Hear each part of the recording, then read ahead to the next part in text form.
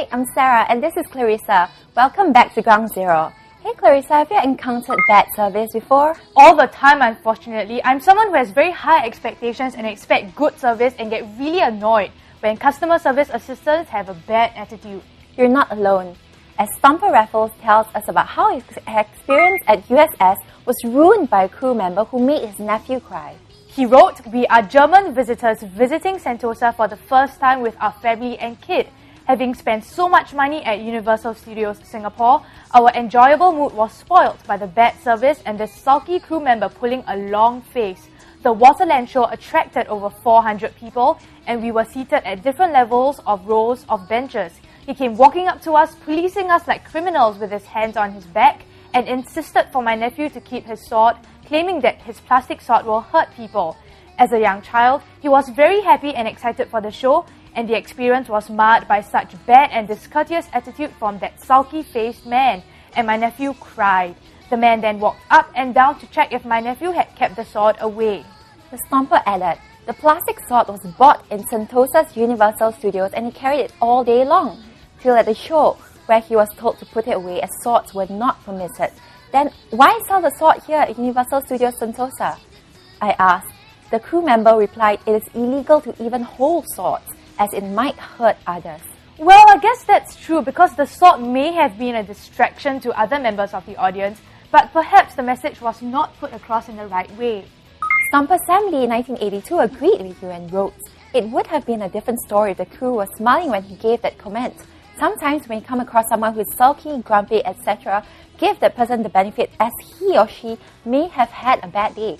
Someone in the hospital had a quarrel with his wife or whatever. We need not let others spoil our day and vice versa. So be merry, be happy, and move on."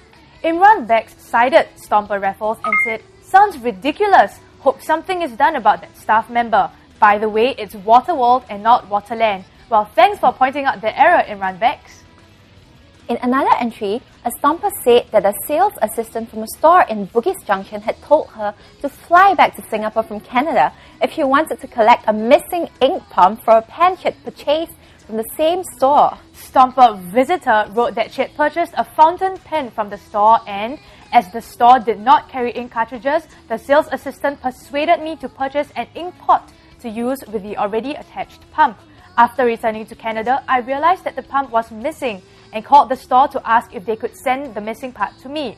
However, they requested for me to be present at the store to collect the missing part. It does sound quite ridiculous. I mean, couldn't the staff members have asked Visitor for a mailing address and perhaps sent the missing part over to her?